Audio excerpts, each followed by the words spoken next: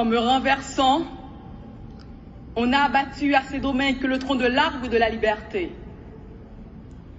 Mais il repoussera, car ses racines sont profondes et nombreuses.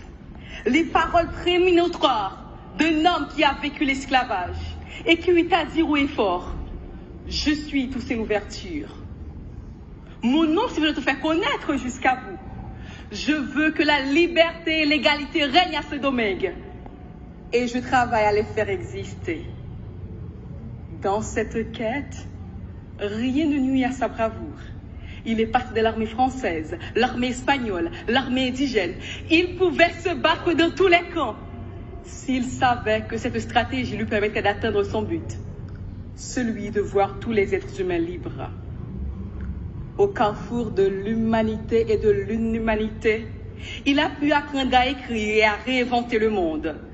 Il est l'un des artisans de cette révolution anticolonialiste et anti-esclavagiste qui a permis à l'époque des empires la naissance de la première république noire au monde. Mais ces dernières semaines, la France a commémoré la mémoire de son empereur. Elle a aussi inauguré un jardin en l'honneur de Toussaint Louverture, où il est écrit « Général français ». Mais a-t-elle suffisamment rappelé sous les ordres de qui Toussaint Louverture a été arrêté, déporté en France, qu'il a été enfermé dans les geôles glaciales du Fortejou? Sait-on assez que c'est ainsi qu'est mort celui qui pour tout un peuple représentait l'espoir? Mes compatriotes haïtiens auraient aimé entendre dire que Toussaint leur appartient, tout comme la France clame qu'il est son citoyen. Mais retenez, mesdames, messieurs, vouloir l'attacher à une nationalité, l'enfermer dans une citoyenneté, c'est trop réducteur, beaucoup trop réducteur.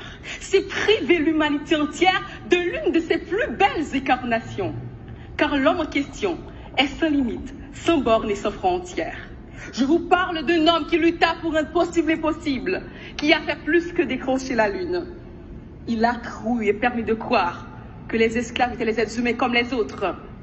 Et comme les autres, ils avaient droit à la dignité, au prix de cette terrible devise: vivre libre ou mourir. C'est avec des lettres de sang que les esclaves de Saint-Domingue ont écrit l'universalité des droits humains.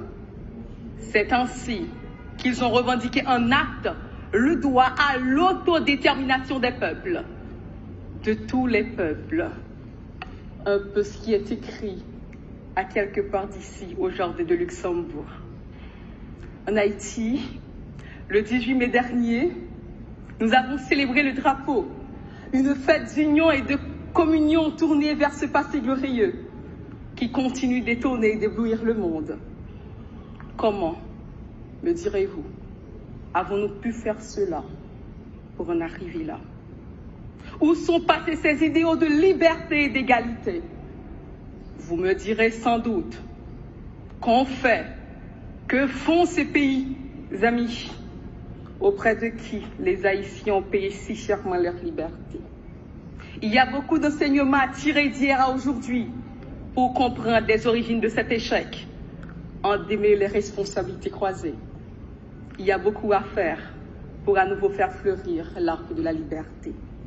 L'œuvre de Toussaint nous parle encore aujourd'hui, car chaque action consciencieuse, chaque manifestation, chaque mobilisation, chaque revendication pour le respect de la dignité et de l'intégrité humaine est imprégnée de l'idéal louverturien.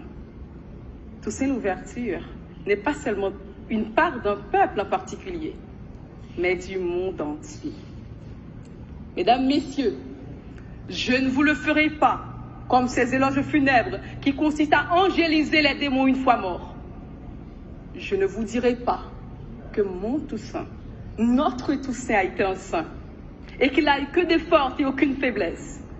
Au contraire, son personnage divise encore, même dans les profondeurs du nationalisme haïtien. Il a souvent été incompris et parfois incompréhensible. Il a fait des erreurs, il s'est trompé, il a compris, il s'est battu. Mais son rêve de liberté a été concrétisé avec l'ultime bataille de Vertières le 18 novembre 1803, avec ses racines, Dessalines, Capois-la-Mort et les autres. Un exploit qui a ouvert la voie à la libération de plusieurs peuples dans le monde. Mesdames, Messieurs, soyons des porteurs d'espoir.